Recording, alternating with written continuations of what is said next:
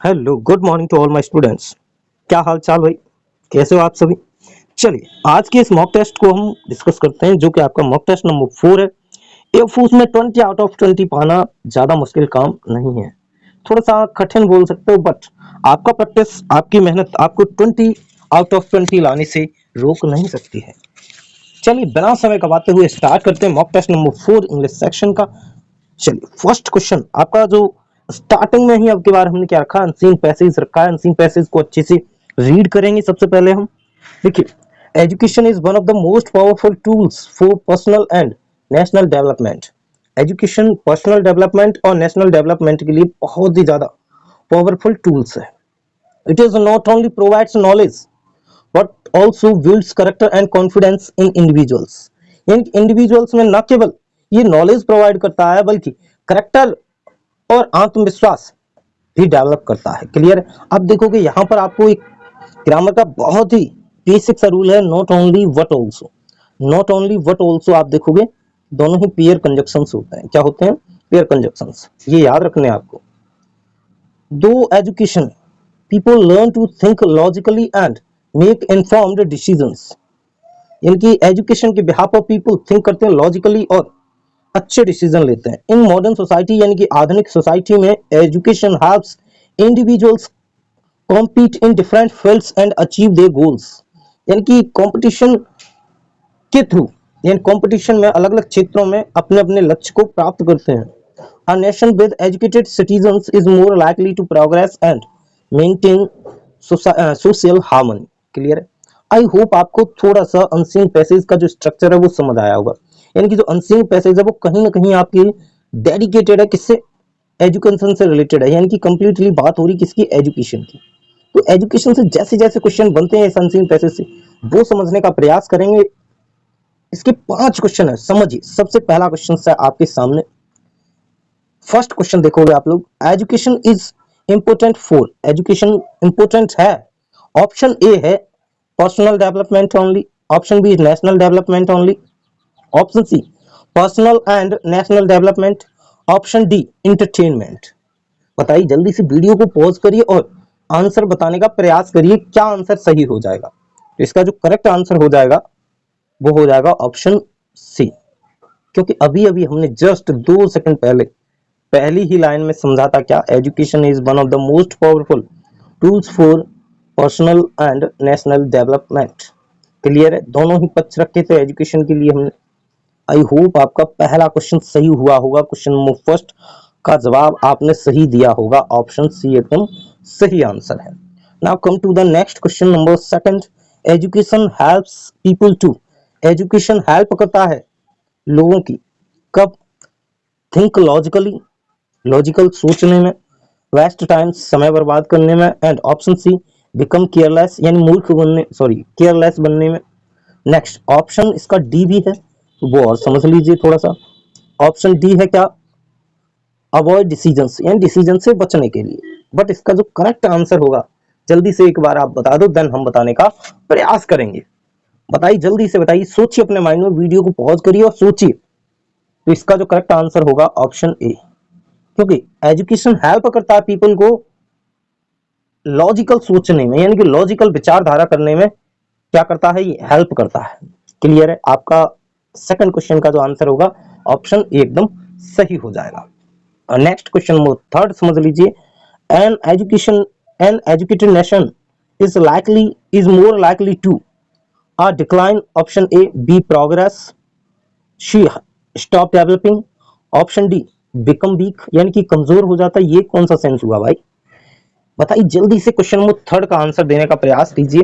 Video को pause करें और पॉज करने के बाद आप जवाब दें, अपने माइंड में जवाब दें। यानी कि आप अपने माइंड में विचार करेंगे इसका कौन सा आंसर करेक्ट होगा। लास्ट में तो हम बताएंगे आपको, तो आपको समझना पड़ेगा इसका जो करेक्ट आंसर होगा ऑप्शन बी। क्योंकि हमने जब पैसेज पढ़ाया था उस समय बताया था एन एजुकेटेड मैन या फिर an educated nation is more likely to progress. Clear है। चलिए नेक्स्ट क्वेश्चन नंबर 4 समझते हैं। क्वेश्चन नंबर 4 क्या कहता है? देखिए, education helps individual to. Education individuals को हेल्प करता है। ऑप्शन ए है compete in different fields, avoid work, option C become lazy, option D, ignore opportunities. बताइए कौन सा ऑप्शन करेक्ट होगा, which one is the correct answer, which option is the correct answer. जल्दी से choose कीजिए, video को थोड़ा सा पॉज करें और माइंड में सोचें कौन सा करेक्ट होगा। चलिए आपने सोच लिया होगा तो हम बताते हैं आंसर इसका। इसका आंसर करेक्ट होगा ऑप्शन ए, क्योंकि हमने अभी अभी पढ़ा था एजुकेशन इंडिविजुअली हेल्प करता है कॉन्फिडेंस गेन करने में और अलग अलग फील्ड्स में कॉम्पीट करने में, यानी कि अपने गोल को प्राप्त करने के लिए अलग अलग क्षेत्रों में हमें कंपटीशन में आगे करता है भाई। क्लियर है। Now come to the question number 5, जो कि आपको बहुत ज्यादा आसान लगेगा। Choose the correct title for the passage, यानी कि पैसेज का जो टाइटल चूज करना है। देखिए आपको शुरुआत में हल्की हल्की यानी आसान आसान अनसीन पैसेज डन करनी पड़ेंगी, बिकॉज आप एक साथ ही कठिन अनसीन पैसेज डन करने लगोगे तो कहीं ना कहीं आपको अनसीन पैसेज में इंटरेस्ट आना बंद हो जाएगा। इसीलिए हमने स्टार्टिंग ही किया किससे, एकदम सरल सरल अनसीन पैसेज से। तो बताइए इसका जो टाइटल है अनसीन पैसेज का वो क्या हो जाएगा। ऑप्शन ए है importance of education, option B है importance of games, option C है importance of wealth, option D है importance of luck. Which option is the correct answer, जल्दी से कमेंट बॉक्स में बताओ भाई, जल्दी से बताओ। देखिए इसका जो करेक्ट आंसर हो जाएगा ऑप्शन ए, क्योंकि जब हमने अनसीन पैसेज फिनिश कर लिया था उसके बाद बोला ही था कि कहीं ना कहीं हमारा जो अनसीन पैसेज है वो कंप्लीटली डेडिकेटेड है या फिर बेस्ड ऑन है किस पर, एजुकेशन पर। तो यहाँ इंपोर्टेंस ऑफ एजुकेशन बताया गया है। क्लियर है। तो ये थी आपकी अनसीन पैसेज। इससे 5 आउट ऑफ 5 किस स्टूडेंट के आए, जल्दी से आप कमेंट बॉक्स में बताओगे। यानी 5 आउट ऑफ 5 कितने स्टूडेंट हैं जिनके 5 आउट ऑफ 5 आए। बहुत ही आसान अनसीन पैसेज है ना, इसीलिए 5 आउट ऑफ 5 तो आना श्योर है। नेक्स्ट क्वेश्चन नंबर 6 से डिस्कस करते हैं। अगर आपके 5 आउट ऑफ 5 आए बहुत अच्छी बात है। जिन स्टूडेंट के नहीं आए वो थोड़ा सा ज्यादा प्रैक्टिस पर और फोकस्ड होंगे, जिससे क्या है कि उनके आगे मार्क्स आए पूरे में से पूरे।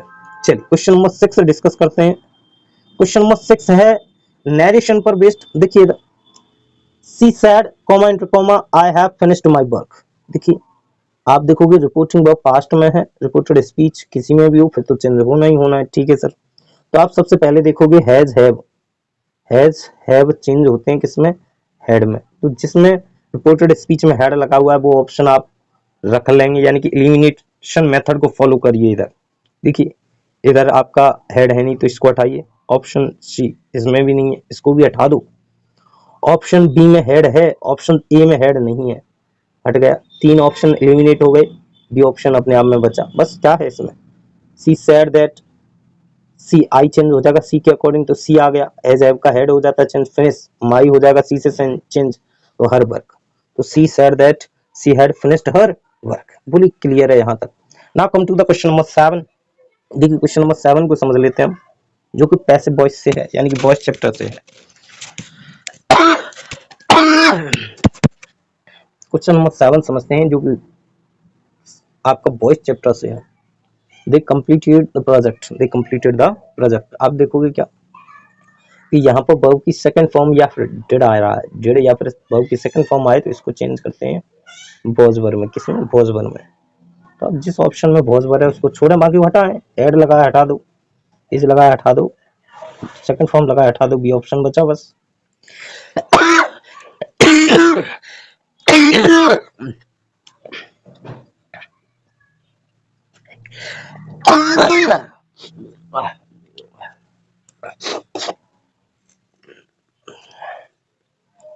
ऑप्शन बी अपने आप में हो जाएगा करेक्ट आंसर। क्लियर है यहाँ तक।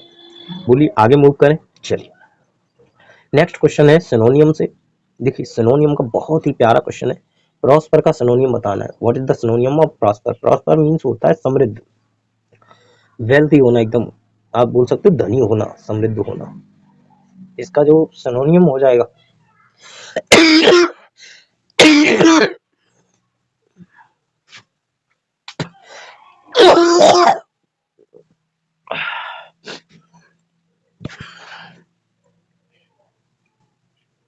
कौन सा इसका सिनोनियम हो जाएगा, जल्दी से चूज करिए। इसका जो करेक्ट आंसर हो जाएगा वो हो जाएगा option B, progress. Progress means भी होता है तरक्की होना, धनी होना, आगे होना, समृद्ध होना। ऑप्शन ए डिक्लाइन यानी गिरावट आना, फेल असफल होना, स्टॉप रोकना। तो इसका जो करेक्ट आंसर हो जाएगा प्रोग्रेस हो जाएगा। नेक्स्ट क्वेश्चन दे रखा है एंटोनियम से। देखिए एंटोनियम का बहुत ही प्यारा क्वेश्चन है। इंक्रीज का अपोजिट वर्ड पूछा है। इंक्रीज मीन्स होता है आगे बढ़ना, बढ़ना, क्लियर है, बढ़ना। एक्सपेंड मीन्स भी बढ़ना होता है। रिड्यूस मीन्स होता है कम होना, तो इसका जो करेक्ट आंसर होगा रिड्यूस ही होगा। इंप्रूव मीन्स होता है सुधार करना। ग्रो मीन्स भी होता है बढ़ना, तो आप देखोगे एक्सपेंड और ग्रो इसके सिनोनियम हो जाएंगे ना कि एंटोनियम, तो करेक्ट आंसर तो बी होगा। क्वेश्चन नंबर 10 देखते हैं जो कि आपका वन वर्ड पर बेस्ड है। देखिए a person who loves his country, एक व्यक्ति जो अपने देश को बहुत ज्यादा प्रेम करता हो उसे क्या बोलते हैं? बताइए जल्दी से, वीडियो को पॉज करके बताने का प्रयास करेंगे। बहुत ही सरल प्रश्न है।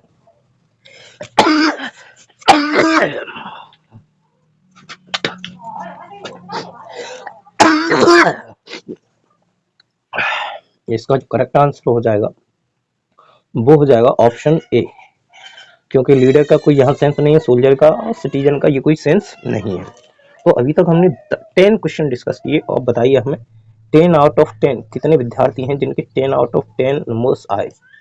जल्दी से बताओ कितने विद्यार्थी हैं जिनके 10 आउट ऑफ 10 आए हैं? जिन लोगों के 10 आउट ऑफ 10 बहुत अच्छी बात है भाई, जिनके नहीं है वो चलिए क्वेश्चन नंबर 11 से समझने का प्रयास करते हैं। देखिए क्वेश्चन नंबर 11 है ईडियम सेक्शन से। अ ब्लेसिंग इन डिस्गाइज मींस क्या है? 11 नंबर का क्वेश्चन क्या कह रहा है? A blessing in disguise means क्या है? यानी कि आप बोल सकते हो बुरे समय में कुछ अच्छा हो जाना ही क्या कहलाता है? A blessing in disguise. Option A है something that appears bad but is good, कोई चीज जो बैड अपीयर होती हो लेकिन हो जाए अच्छी, तो यही करेक्ट आंसर होगा भाई। ऑप्शन बी और सी डी ये कोई सेंस नहीं है इस इडियम का, तो इसीलिए हम इनको एलिमिनेट कर देंगे। नेक्स्ट क्वेश्चन नंबर 12 को समझते हैं। देखिए क्वेश्चन नंबर 12 13 ये कॉमन एरर्स से है। कॉमन एरर्स जो कि आपकी बेसिक सी होती है कॉमन एरर्स, वही पूछी गई है। देखिए क्या है यहाँ पर, each of the players have done his duty. देखिए ईच ऑफ आइदर ऑफ के बाद जो वर्ब यूज होगी वो सिंगुलर वर्ब यूज होती है। कैसी? सिंगुलर वर्ब यूज होती है, तो इसीलिए आप देखोगे ईच ऑफ के बाद जो वर्ब यूज हो रही है वो सिंगुलर यूज होगी हैज, और जो नाउन यूज होगा वो प्लूरल होगा। कैसा? प्लूरल होगा, ठीक है, पीसीएल। इसीलिए आपका जो एरर पार्ट हो जाएगा वो सी हो जाएगा।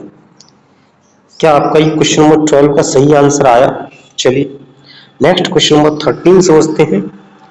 एक बार वीडियो को पॉज करें और बताने का प्रयास करेंगे कि 10 चैप्टर से एरर पूछी गई है। जल्दी से बताने का प्रयास करो, पॉज करो वीडियो को, बताओ जल्दी से। चलिए देखिए इधर हमने लास्ट क्लास में आपको बताया था डिड के साथ वर्ब की फर्स्ट फॉर्म यूज करते हैं। डू या फिर डज के साथ भी हम वर्ब की फर्स्ट फॉर्म यूज करते हैं। जितने भी मॉडल्स हैं उनके साथ भी वर्ब की फर्स्ट फॉर्म यूज करते हैं। तो आप देखोगे इधर डिड आ रहा है तो डिड के साथ वर्ब की फर्स्ट फॉर्म यूज करेंगे, ना कि सेकंड फॉर्म। रॉट अपने आप में होती क्या? Second form. इसीलिए रॉट को काट के यहाँ पर हम क्या कर देंगे? राइट। क्लियर है? तो right is the correct answer. अब देख लीजिए ऑप्शन ए में ही है, option B did not, option C wrote, यही गलती हो जाएगी। क्लियर है भाई? यही अपना एरर पार्ट हो जाएगा। आई होप आपको ये चीजें क्लियर हो रही हों। चलिए नेक्स्ट क्वेश्चन नंबर 14 समझ लेते हैं। ये भी कॉमन एरर से है। देखिए कॉमन एरर से है और ये बहुत ही प्यारा कॉन्सेप्ट है। देखिए किस प्रकार से, पहले आप स्वयं से आंसर करने का प्रयास करेंगे। वीडियो को पॉज कर लीजिए और बताने का प्रयास करिए जल्दी से। She is one of the past student in the class. समझिए, चलिए इधर देखिए one of either of each of neither of इनके बाद आप यूज करते हो पीसीएन सर क्या? Plural countable noun. But verb singular use करते हो। बट वर्ब कौन सी यूज करोगे? सिंगुलर वर्ब यूज करोगे। इसीलिए आप यहां पर कर दोगे स्टूडेंट के प्लेस पर स्टूडेंट्स। क्या कर दोगे? स्टूडेंट्स, क्योंकि आप देखोगे स्टूडेंट अपने आप में सिंगुलर है, इसीलिए हमको काट के क्या करना पड़ेगा? स्टूडेंट्स। ऑप्शन डी अपने आप में क्या हो जाएगा, करेक्ट आंसर हो जाएगा। कितने विद्यार्थी ऐसे हैं जिनका ये वाला क्वेश्चन सही निकला है। चलिए नेक्स्ट क्वेश्चन डिस्कस करते हैं। क्वेश्चन नंबर 15 देखिए इधर, क्वेश्चन नंबर 15 क्या कहता है, she is preparing for the examination now. आप देखोगे अगर सब्जेक्ट सिंगुलर है तो वर्ब भी कैसी आएगी, सिंगुलर ही आएगी भाई। तो आप सबसे पहले आप यही देखें कि इसमें सिंगुलर वर्ब कौन सी है, आर तो है नहीं, बर है नहीं, बी होगा नहीं, तो एक ही ऑप्शन बचा, ऑप्शन ए। ही बेसिक सा क्वेश्चन है भाई, क्लियर है। ऑप्शन ए अपने आप में क्या हो जाएगा, करेक्ट आंसर हो जाएगा। नेक्स्ट क्वेश्चन नंबर 16 देख लीजिए इधर, they have already finished the work.